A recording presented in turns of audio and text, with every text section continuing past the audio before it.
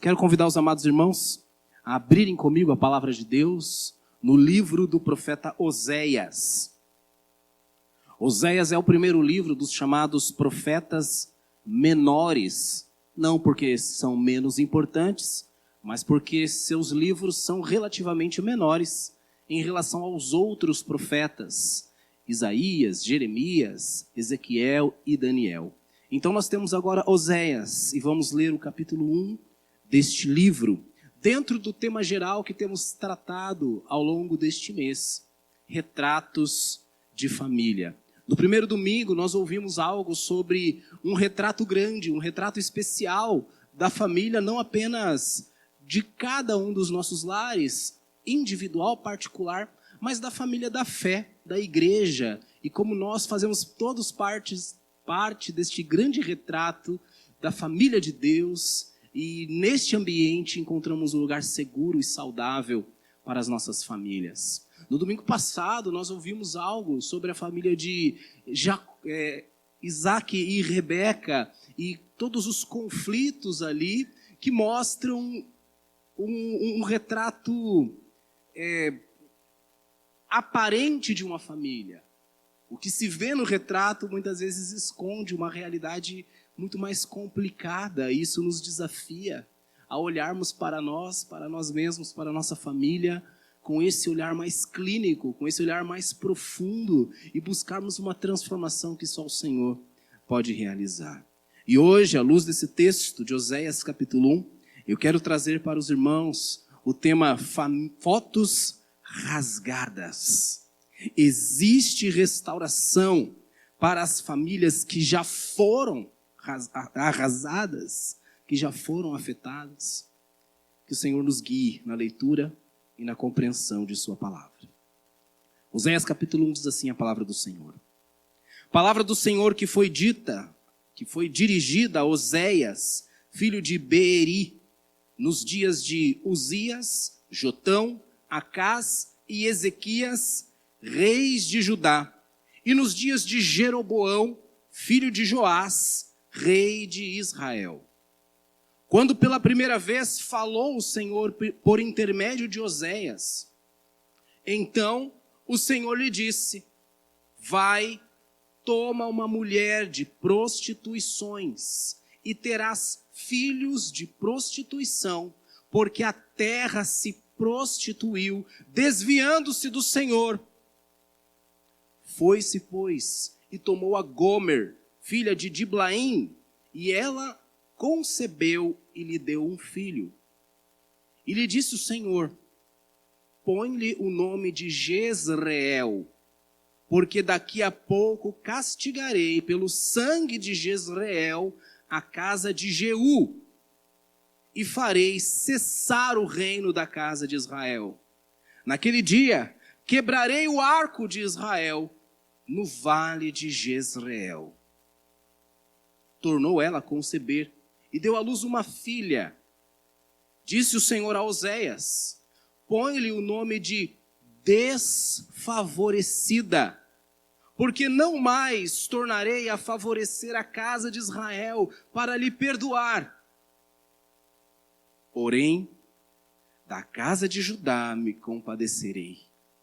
Eu os salvarei pelo Senhor, seu Deus, pois não os salvarei pelo arco, nem pela espada, nem pela guerra, nem pelos cavalos, nem pelos cavaleiros. Depois de haver desmamado a desfavorecida, concebeu e deu à luz um filho. Disse o Senhor a Oséias: põe-lhe o nome de não meu povo, porque vós não sois meu povo, nem eu serei o vosso Deus. Todavia, o número dos filhos de Israel será como a areia do mar, que não se pode medir, nem contar. E acontecerá que no lugar onde se lhes dizia: vós não sois meu povo, se lhes dirá: vós sois filhos do Deus vivo. Os filhos de Judá e os filhos de Israel se congregarão e constituirão sobre si uma só cabeça, um só rei. E subirão da terra, porque grande será o dia de Jezreel. Chamai a vosso irmão, meu povo, e a vossa irmã, favor. Feche seus olhos, ore comigo. Senhor meu Deus, diante da tua palavra estamos a ouvir, atentos, curiosos, talvez confusos. A leitura deste texto não é tão simples e às vezes pode ser até um pouco constrangedora. No entanto, sabemos que esta é a palavra do Senhor. Cremos que esta é a palavra do Senhor.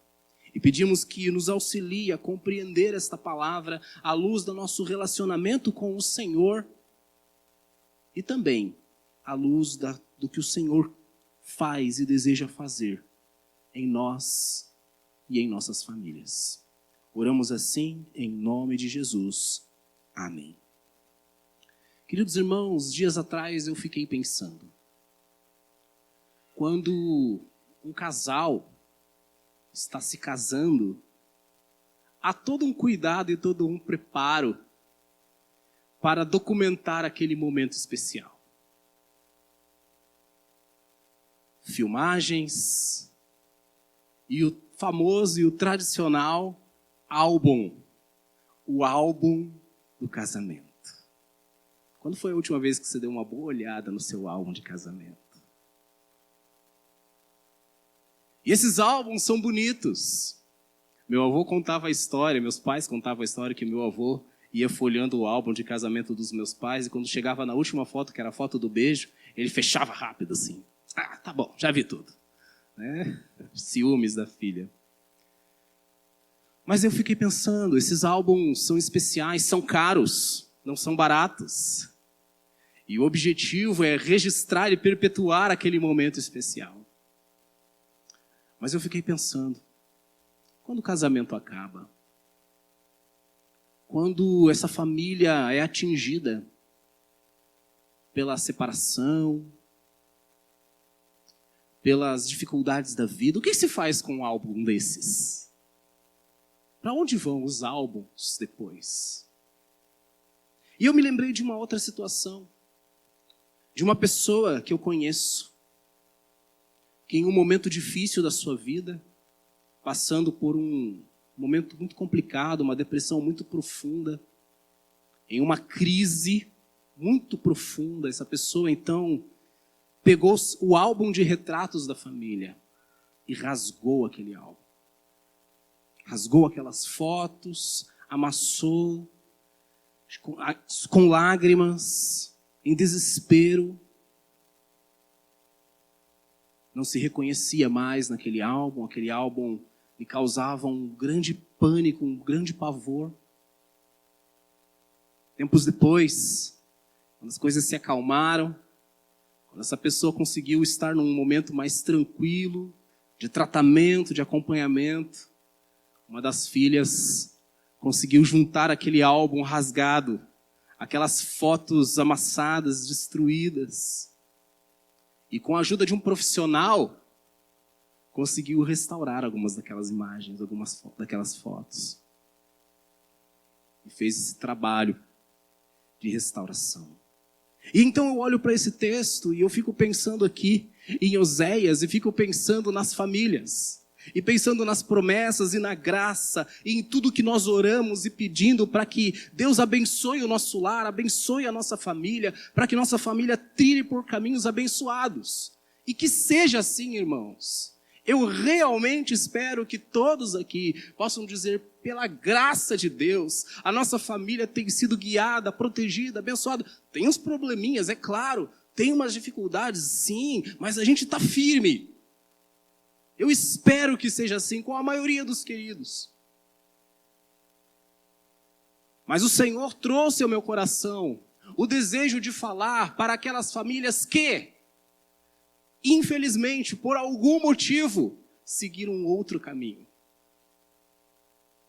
E que enfrentaram na sua vida uma ruptura, um desastre, uma tragédia, algo ruim.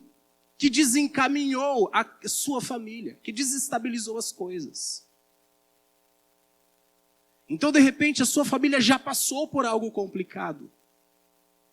E você ainda vive debaixo das consequências disso.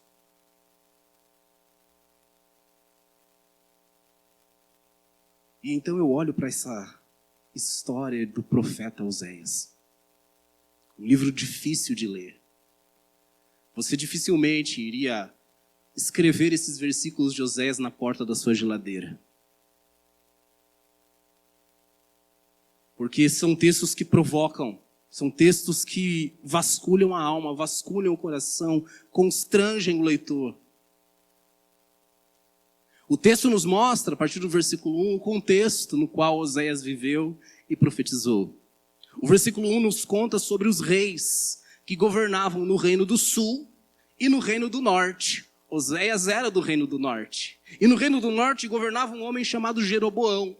Esse Jeroboão é o Jeroboão II. E ele era neto de Jeú. Jeú foi o rei que destruiu a casa de Acabe. Um rei mau e perverso, Acabe e Jezabel. Porém, Jeú também não foi totalmente fiel ao Senhor. E por ter feito, digamos assim, metade da vontade do Senhor, Jeú recebeu uma promessa de que os seus filhos ainda governariam Israel até a 4ª geração. E nós estamos na 3ª geração. Governou Jeú, governou Joás, e agora nós estamos no reinado do seu neto Jeroboão. E esse foi um período mais glorioso do Reino do Norte. As coisas iam muito bem. Há muito tempo Israel não tinha guerras. Há muito tempo Israel não tinha secas. Não tinha períodos de grande dificuldade. Israel estava em paz com seus vizinhos.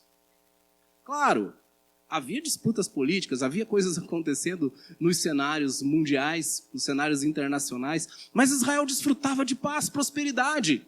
As pessoas pareciam estar bem. E as pessoas tinham uma vida religiosa muito ativa. Se você ler o livro do vizinho de Oséias, que é o profeta Amós profetizou no mesmo período, se bem que ele era do Reino do Sul, ele vai dizer que havia um templo suntuoso, havia uma religião bonita, havia cerimônias bonitas, porém, tudo isso escondia algo muito complicado. Ao mesmo tempo que o reino e que as famílias pareciam estar muito bem, comendo bem, se divertindo, indo ao shopping, passeando nas praças, comprando seus carros, viajando, tendo filhos, indo até na igreja. Porém, quando lemos Oséias e outros profetas desse mesmo período, vamos descobrir que o povo estava completamente desviado dos caminhos do Senhor. E ao mesmo tempo em que as fotos mostravam uma sociedade próspera, a realidade é que havia corrupção por todos os lados. Nos palácios do rei, nos tribunais dos juízes, e até mesmo entre os sacerdotes. Leia Oséias inteiro e você vai perceber alguns dos crimes, dos pecados denunciados. A verdade é que as coisas não estavam tão bem quanto pareciam. E no meio de tudo isso, Deus chama um homem, Oséias, e lhe dá uma tarefa, uma missão nada convencional. Olha, Oséias, o meu chamado para você não é nem para falar por enquanto. Por enquanto você não vai falar nada. Eu quero que você se case. Que bênção, Senhor. Que bênção. Mas você vai se casar com uma pessoa que eu escolhi para você. E essa pessoa com a qual você vai se casar não é o modelo de pessoa com a qual você deveria se casar. Então temos uma ordem aqui muito diferente, nada convencional do Senhor. Você vai se casar com uma mulher de prostituições. Uma mulher que tem uma vida desregrada. Uma mulher que tem uma vida completamente distante do que se esperaria de uma esposa ideal para o servo do Senhor. Só que é o seguinte, você não vai apenas se casar com essa mulher, você vai amá-la. Você vai amar essa sua esposa. E coisas vão acontecer. E então, Deus chama este homem e chama esta família. E claro, queridos irmãos, o foco aqui do livro de Oséias é mostrar o relacionamento entre Deus e o seu povo. Mas é claro que nós podemos olhar para o retrato desta família de Oséias, que já começou tudo errado, que já começou vivendo um drama, vivendo uma perspectiva nada promissora, muito ruim, o que poderia se esperar deste casamento. Mas Oséias, obedecendo ao Senhor e entendendo o propósito de tudo aquilo, ele agora vai funcionar como uma parábola viva daquilo que destrói as famílias, daquilo que traz ruína para as famílias, mas ao mesmo tempo, ou logo em seguida, daquilo que pode restaurar as famílias que já sofreram grandes ruínas, grandes tragédias. A casa de Oséias se torna um retrato da destruição causada pelo pecado, mas também da graça de Deus, que tem poder para restaurar histórias quebradas.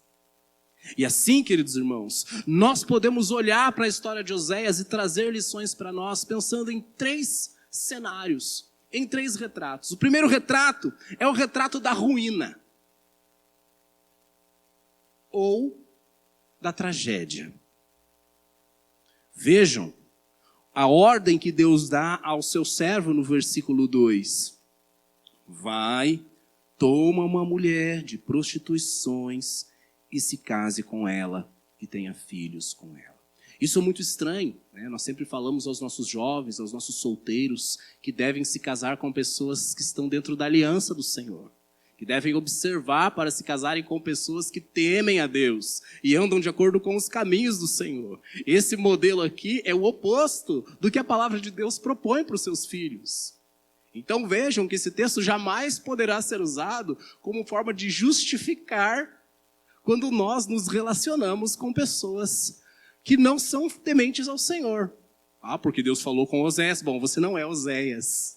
Você não é esse Oséias. E quando Deus deu essa ordem a esse Oséias, Deus tinha um propósito para este Oséias. E Deus cumpriu esses propósitos, e então nós vemos como este casamento, ele vai trazendo frutos. Essa mulher então logo engravida.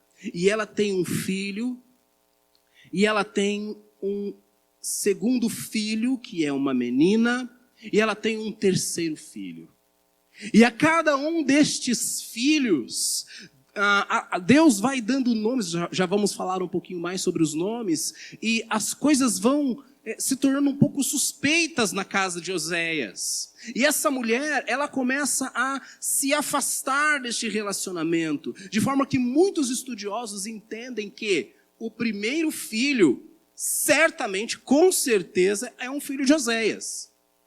Mas muitos estudiosos desconfiam que os filhos que vêm depois, pelas expressões do texto e pelo que nos é narrado no capítulo 2, esses filhos provavelmente não eram filhos legítimos do profeta Oséias. Já eram frutos de traições.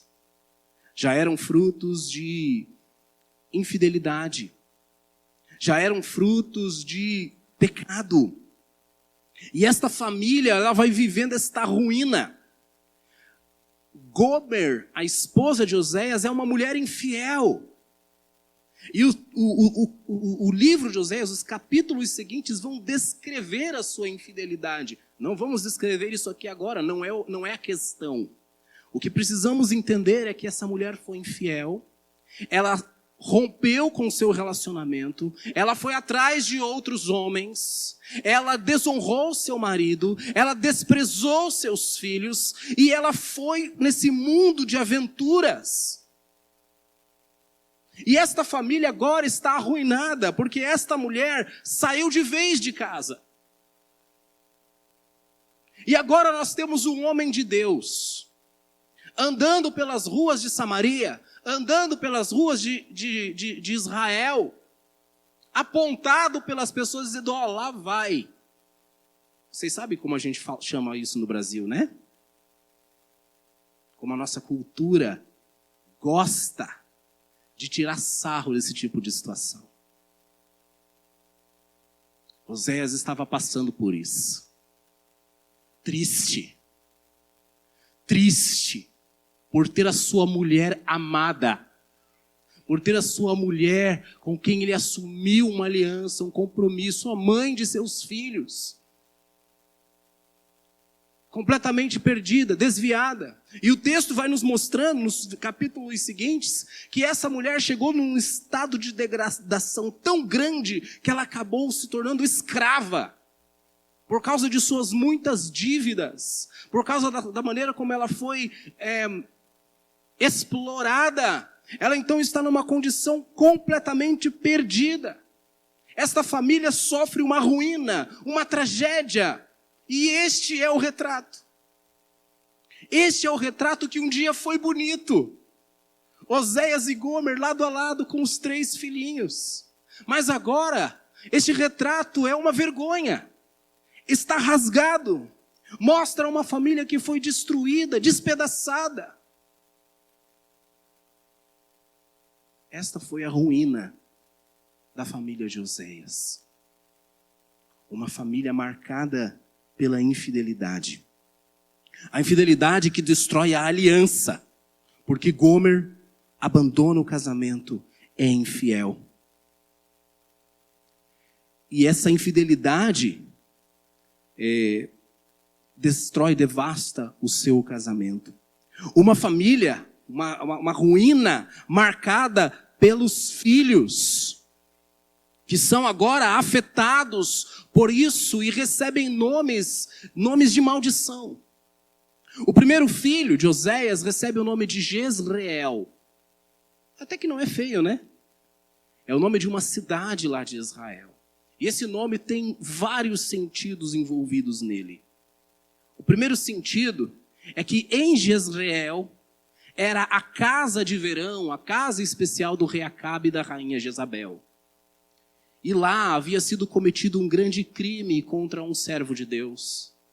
E Deus profetizou que a família de Acabe seria destruída por causa daquilo. Jeú, o avô do rei Jeroboão, foi quem executou esse julgamento. Porém, Jeú também cometeu muitos crimes e matou muitas pessoas. Se você ler os livros de reis, você vai ver quantas pessoas da casa de Acabe foram mortas naquele dia, inclusive a rainha perversa Jezabel. E agora, esses crimes de sangue estão sendo lembrados pelo Senhor. E os crimes da coroa dessa dinastia de Jeú, Joás e Jeroboão, que são reis e devem liderar e governar o povo de acordo com a lei do Senhor, mas não estão fazendo isso. Estão tolerando a injustiça, estão corrompendo o direito. E esse sangue, esse arco, essa espada, agora estão na presença do Senhor. Então o nome Jezreel aqui significa: eu vou castigar vocês pelos pecados de vocês. Chegou a hora de vocês apanharem pelas coisas erradas que vocês fizeram. Vocês pagarem pelos seus crimes. É uma sentença, é uma ameaça. Mas Jezreel também significa Deus semeou. E aqui nessa primeira parte, nessa primeira menção, tem o sentido de espalhar. Deus espalhando os filhos de Israel, as sementes de Israel pelo mundo. Uma referência possível ao exílio. Filhos que seriam exilados, levados para outros lugares, que ficariam desamparados. E então vem a menina. E a menina recebe o nome de desfavorecida. Algumas traduções preservam o original Lo-Ruamá. Lo-Ruamá significa não amada, sem misericórdia, sem perdão. Um nome feio, um nome triste. Chega, não vou mais tolerar os pecados de vocês. Vocês não têm conserto, não têm mais perdão. Eu não amo mais vocês. Ouvir isso de alguém sempre é ruim. Sempre machuca. Mas ouvir isso de Deus, eu não amo mais vocês. Consegue imaginar isso? E o terceiro filho, Lo-ami, ou como traduzido, não meu povo. Vocês não são mais meu povo. Eu não serei mais o Deus de vocês. Perceba como a tragédia, o pecado, a tragédia, a ruína, ela vai se espalhando e afetando todas as pessoas da família. Começa pela esposa, mas atinge a honra e a moral do esposo, do marido. Afeta os filhos e vai trazendo uma perspectiva de caos, de destruição e de sofrimento sem fim. Essa família é marcada pela vergonha, é marcada pela derrota, pela dissolução. Essa foi a tragédia de Oséias, mas eu pergunto, qual é a tragédia da sua família? Talvez uma enfermidade, um luto, conflitos que nunca acabam, um abandono, orgulho, talvez infidelidade. Infidelidade não é só conjugal, não é só sexual, pode ser também moral, pode ser emocional, pode ser afetiva, pode ser financeira. Infidelidade pode ser também espiritual. E o que a palavra de Deus vai nos mostrar a partir da história de Oséias é que toda infidelidade cometida contra o próximo revela antes de tudo uma infidelidade contra o próprio Deus.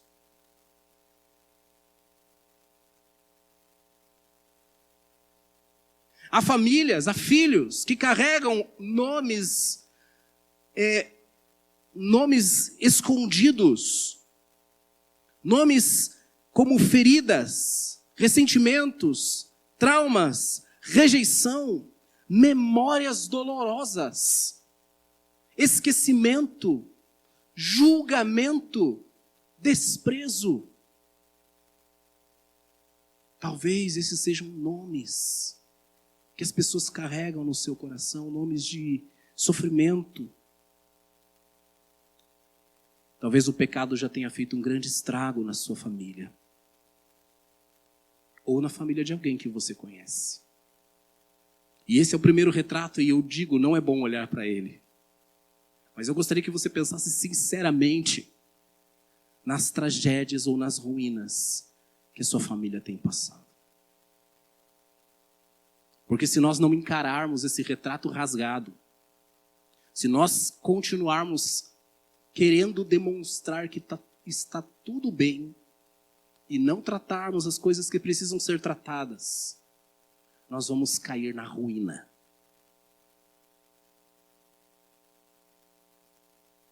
Segundo Crônicas, capítulo 29, nos conta que Deus mandou seus profetas desde madrugada, avisando os reis, avisando o povo, desde madrugada.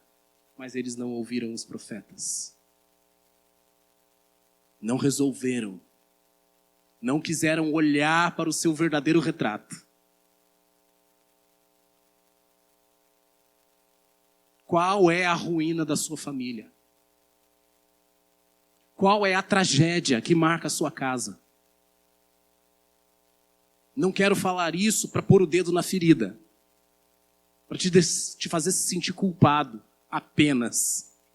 Só culpa não leva a nada. Mas a gente precisa reconhecer o real estado do nosso coração, da nossa casa, dos nossos relacionamentos. Porque senão, a gente não vai achar que precisa de restauração. Talvez pessoas aqui se sintam envergonhadas. Porque quando a gente fala de família, você pensa, mas a minha família não é legal. Eu já passei por isso, eu já passei por aquilo. Eu não tenho um retrato, não tenho um álbum de família para apresentar. Eu já engravidei antes da hora. Já passei por abuso. Eu tenho dificuldade com os meus sentimentos. Eu sei que são pecaminosos, mas eu não consigo controlar.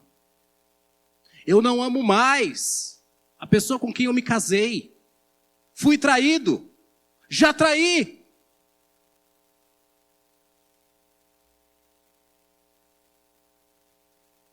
Já me divorciei, e agora? O que eu faço? E numa situação dessas, é fácil a gente fazer duas coisas. Ou fingir que está tudo bem, não se importar, ou cair no desespero, ou cair na solidão, na tristeza, na culpa. Porém, o objetivo do livro de Oséias não era apenas denunciar os pecados daquela nação. O objetivo do livro de Oséias não é apenas contar a ruína e a tragédia pela qual a família dele teve que passar. Mas o objetivo do livro de Oséias é apontar para um caminho. Como vimos, os versículos aqui desse primeiro capítulo contam, narram os nomes dos filhos, as sentenças. E o capítulo 2, que nós não lemos, mas descrevo para os irmãos, mostra a trajetória de destruição, de degradação dessa mulher chamada Gomer, da esposa de Oséias. Porém, nós temos um versículo aqui, que se a gente não prestar atenção, a gente quase não percebe que ele está aqui e o tamanho da importância dele. E esse versículo é o versículo 7. Todos os outros versículos que vieram antes, eles parecem dizer que não tem mais solução para Israel, que não tem mais solução para a família de Oséias, que não tem mais solução para as famílias arruinadas. Cidades arruinadas de geração em geração, como diz o profeta Isaías. Porém, o versículo 7 tem o porém de Deus, né? Só veja o contraste do final do versículo 6.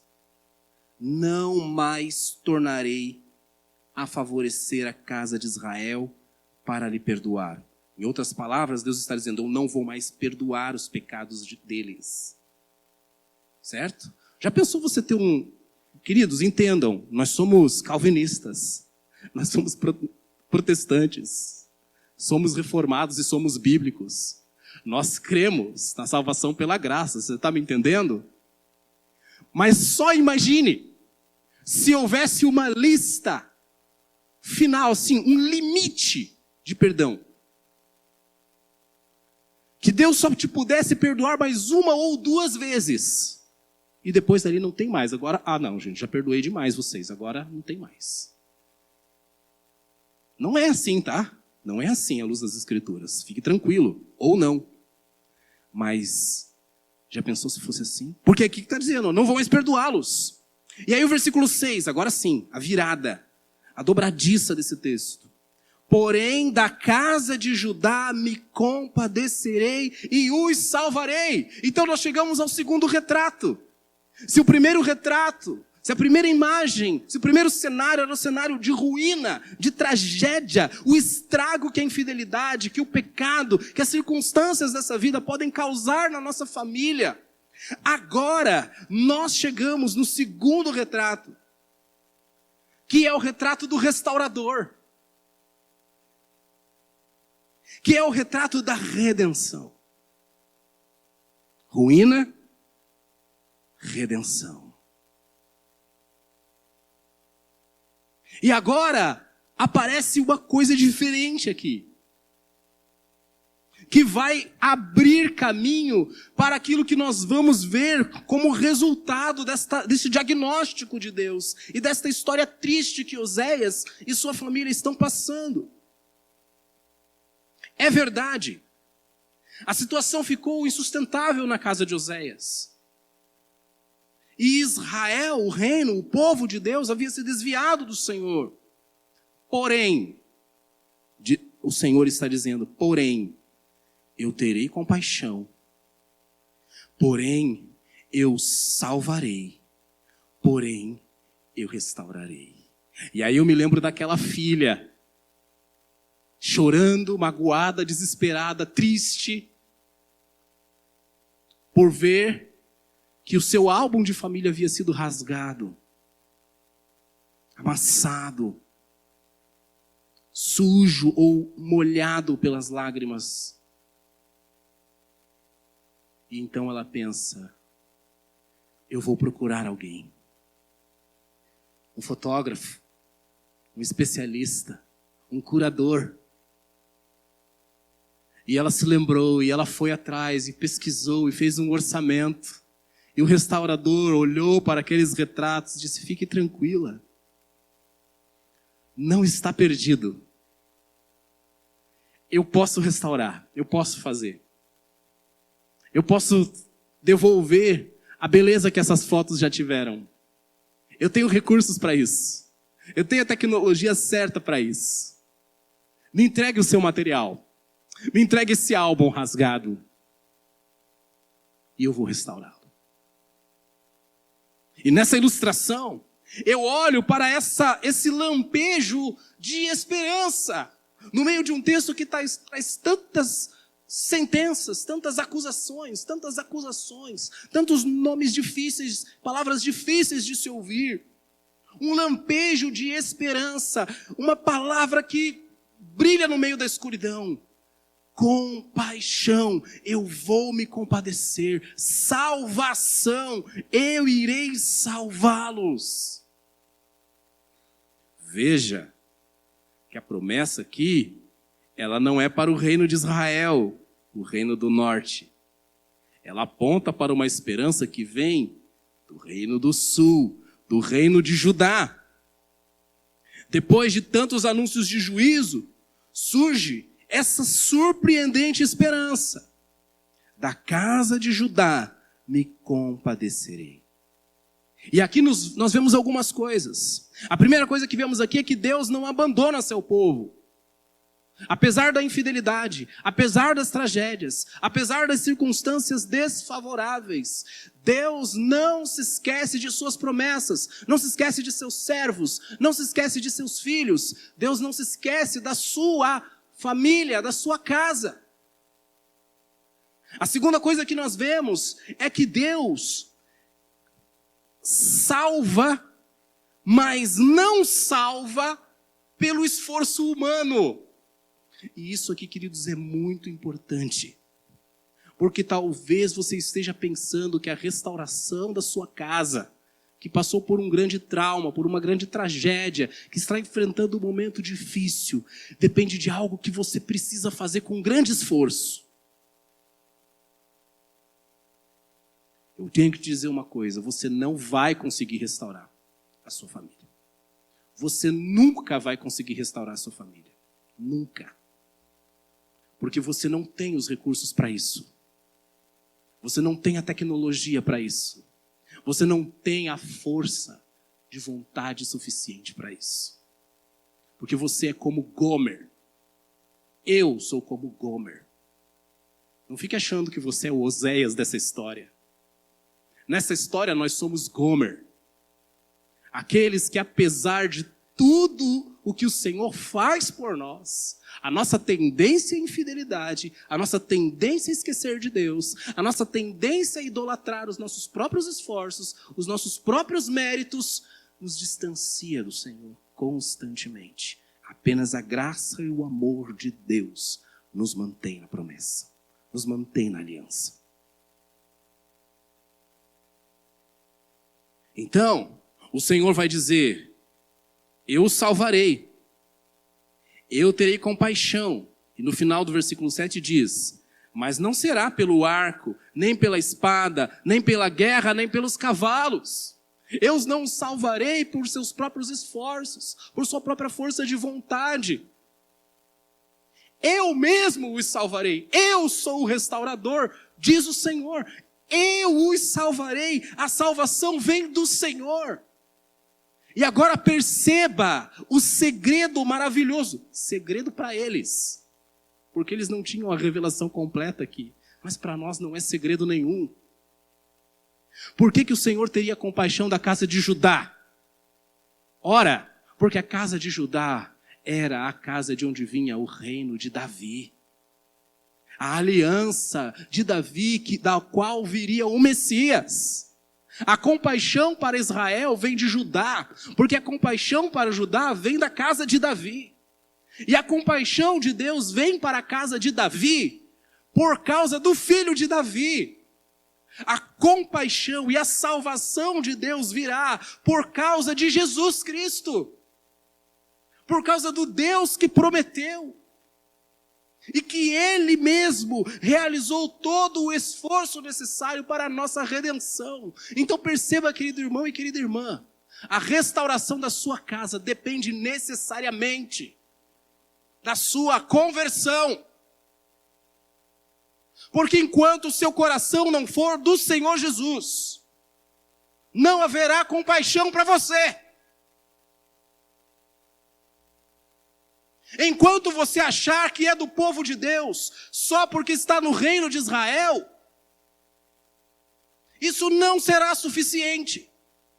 Você pode vir na igreja 365 dias por ano. Isso não é suficiente para restaurar a sua família.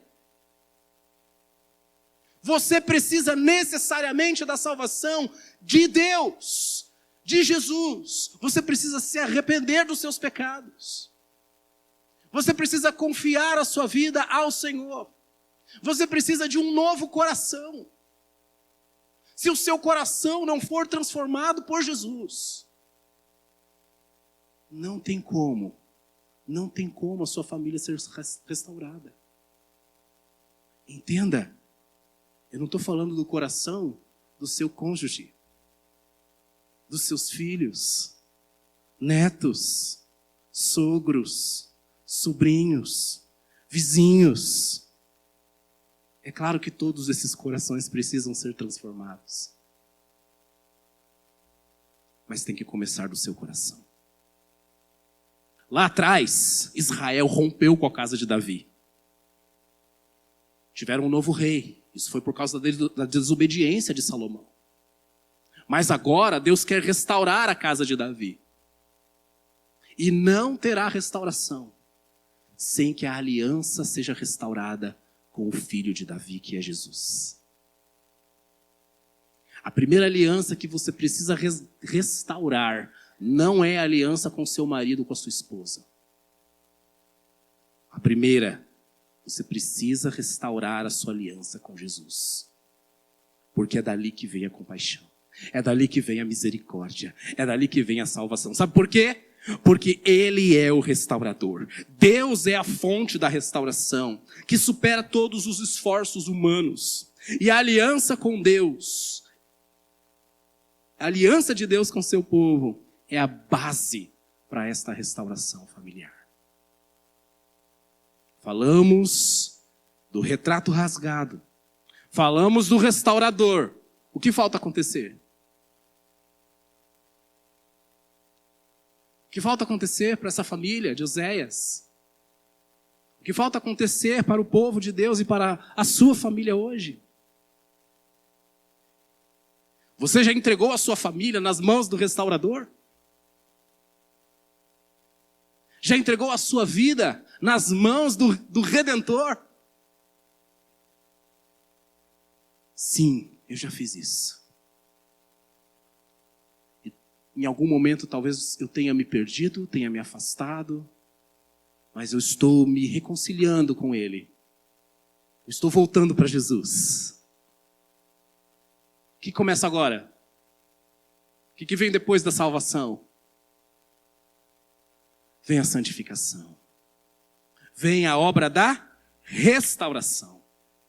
Se lá na ruína nós vimos que o pecado pode causar um grande estrago na nossa família, agora na redenção nós descobrimos que existe salvação sim para as famílias, mas existe salvação apenas nas mãos do restaurador, do Redentor. Redenção só em Jesus, só em Deus. E agora nós vamos ver que a restauração é um processo no qual a graça de Deus pode restaurar famílias. E nós poderíamos fechar o livro aqui e achar que o livro de Oséias é um livro de tragédia, que conta a história deste homem que foi um desafortunado na vida.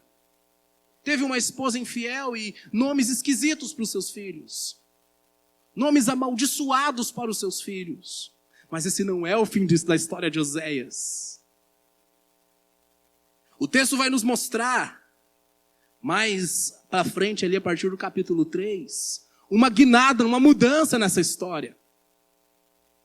Em algum momento, o profeta Oséias anda pelas ruas e o Senhor lhe diz: olha, você vai atrás dessa mulher, que, diz o texto, foi amada pelo seu amigo, que adulterou, que foi infiel com toda a vizinhança aí. Você vai atrás dessa mulher e você vai trazê-la de volta para sua casa. E sabe por que Oséias fez isso? 1, porque Deus mandou. 2, porque Ele ama essa mulher. Assim como Deus nos ama. E Ele vai. Só que Ele tem que pagar por ela agora. Ele tem que pagar o resgate dela, porque ela foi escravizada. E Ele precisa comprar essa mulher. E comprar os seus filhos de volta. E precisa comprar novas roupas para ela. E precisa restaurar a dignidade dela. E precisa fazer tudo isso por amor. E então é isso que vai acontecer. Gomer é restaurada. Os filhos de Oséias são restaurados. E então começa um processo que vai se prolongar. E todo o restante do livro vai focar menos na história de Oséias e mais na história de Israel mesmo. Mas comparativamente nós vamos vendo como Deus vai tratando essa família, vai tratando o coração do seu povo em suas infidelidades, em suas tragédias, em suas ruínas, até que eles estejam prontos para tomar a sua grande decisão. Se arrepender e voltar para Deus, ou ficarem caídos pelo caminho, completamente destruídos. Mas o texto aqui nos fala de restauração. O texto nos fala a partir do versículo 10, diz ali: todavia, olha só, apesar de tudo que vai acontecer no reino, apesar de tudo que os filhos vão enfrentar, todavia o número dos filhos de Israel vai aumentar, vai crescer como a areia do mar. E no final do versículo 10 diz: e olha, nos lugares que você dizia, esse não é meu povo, agora vocês vão dizer, vocês são filhos do Deus vivo. Vocês são os filhinhos amados de Deus. No lugar onde se dizia, vocês não têm favor, desfavorecida, não amada, agora eu vou te chamar amada, favorecida, agraciada, perdoada. Então existe agora uma mudança. Deus muda o nome dos filhos. Depois que Gomer é restaurada e volta à casa do seu marido, quando essa aliança é refeita, o nome dos filhos é substituído, e agora Jezreel não significa mais espalhar os filhos por aí, ou julgamento. Agora Jezreel tem o sentido da semente espalhada pelo semeador para produzir bons frutos, para encher a terra de bênçãos. Então antes o filho significava diáspora, dispersão. Agora significa restauração, semeadura. Semeadura. Os filhos de Israel e de Judá se congregarão como uma grande nação. Será grande o dia de Jezreel. Agora não mais como julgamento, mas como semeadura, como colheita abençoada. Não favorecida, agora será favorecida. Não, meu povo, serão chamados filhos de Deus. A obra de restauração começa. Mas ela passa, irmãos, por algumas coisas bem difíceis. A primeira delas é a humildade. Oséias precisou ter o quê? Humildade para perdoar. A sua família vai ser restaurada através da obra do restaurador Jesus, quando vocês colocarem em prática e aprenderem o que é o perdão. Vocês precisam perdoar. Vocês precisam se arrepender. Vocês precisam abrir mão do orgulho, da vaidade. Vocês precisam confessar os seus pecados, se arrepender e voltar atrás. A obra de restauração, ela é possível. E eu digo para vocês, a obra da restauração, é contínua. Porque tudo aquilo que Deus já restaurou na minha vida aponta para aquilo que ainda precisa ser restaurado. Neste mundo, as nossas famílias nunca serão perfeitas, impecáveis. Constantemente vamos precisar do Salvador, do Redentor. Constantemente vamos precisar renovar as nossas alianças com o Senhor e com a nossa família. E isso talvez seja difícil. Exige paciência. Exige perdão, como já disse. Exige humildade, amor abnegado, amor incondicional. Mas existe solução. Não como aquela pessoa que chegou para mim anos atrás, pedindo aconselhamento, e disse, não sei o que fazer porque eu não amo mais a pessoa com quem eu me casei. E então eu disse, o que você quer que eu diga para você? Se você veio aqui para me dizer isso, e dizer que quer voltar a amar, quer recuperar esse amor, isso é possível. Porque quem faz a gente amar, o verdadeiro amor é o amor de Deus. Nós não sabemos amar, mas o amor de Deus nos transforma. Agora, se você quer dizer que porque você não ama mais, isso é justificativa para você ir embora, e romper a sua aliança, e prejudicar a sua casa, então, não é assim que a palavra de Deus nos ensina. É preciso coragem e, acima de tudo, fé para nós permanecermos na aliança e desfrutarmos desta obra de restauração, reconstrução que o Senhor nosso Deus vai fazendo. Jesus é aquele que faz isso por nós. Jesus é aquele que nos restaura dia após dia. Queridos, não sei como é que está a sua família, não sei quais são seus traumas, quais são suas crises, mas o restaurador é Jesus. E a restauração está disponível para aqueles que renovam a sua aliança com Jesus, que se rendem ao Filho de Davi. Você quer fazer isso?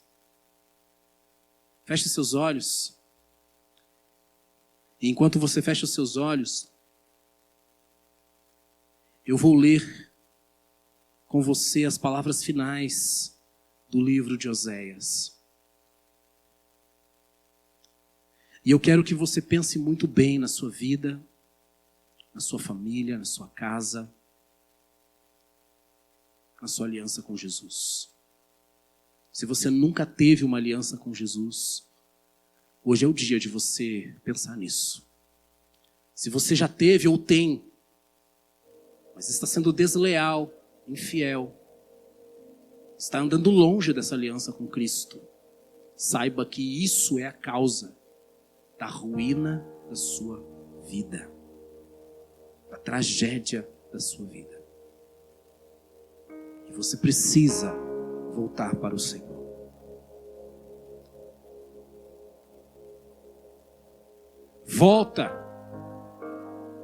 Volta para o Senhor teu Deus,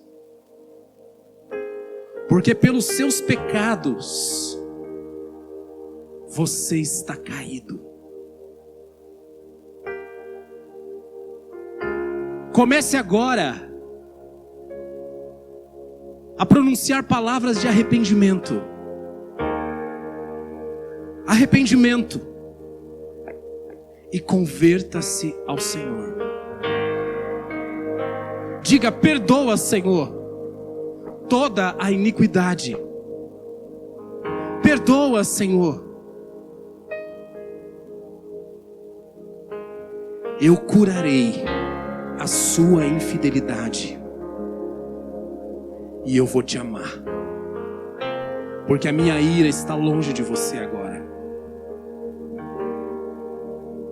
Quem é sábio, que entenda estas coisas. Quem é prudente, que as saiba. Porque os caminhos do Senhor são retos, e os justos andarão neles, mas os transgressores neles cairão.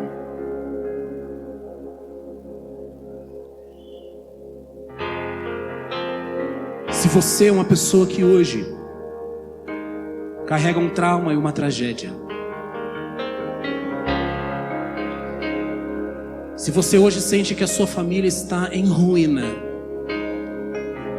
rasgada, amassada, se você hoje deseja urgentemente a restauração do Senhor, eu te convido a ficar em pé nesse momento.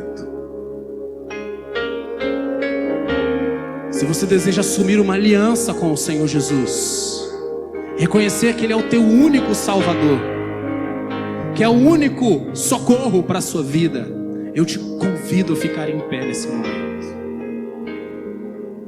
Se você carrega uma iniquidade no seu coração, se você tem sido infiel ao Senhor e infiel à sua família, se você perdeu o seu amor pelas pessoas da sua casa, se o seu coração está dominado pela amargura, pelo rancor, pelo ressentimento, pelas paixões, pelo estranho e pela estranha, se você quer hoje se arrepender desse pecado, se você quer hoje perdoar a pessoa que está te ofendendo, que está te traindo, porque ela não merece, mas ela é amada do Senhor, se você quer a graça de Jesus na sua vida, para liberar perdão, fique de pé e clame para o Senhor Jesus, porque só Ele pode transformar o seu coração. Se você ora para que alguém da sua casa se arrependa do seu pecado e volte para o Senhor, fique de pé e lute pela sua família. Não desista, mesmo que as fotos tenham sido rasgadas, mesmo que o documento já esteja assinado, mesmo que os filhos já tenham dito que te odeiam, lute pela sua família, porque o Senhor não desistirá dos seus filhos. Se você deseja um novo nome para você, para sua família, para os seus filhos, um nome de bênção, de perdão, de restauração, coloque tudo isso diante de Jesus, porque eu não posso fazer nada por você. Você mesmo não pode fazer nada mais do que você já está fazendo, mas Jesus pode fazer, Jesus pode transformar. Convido todos a nos colocarmos em pé.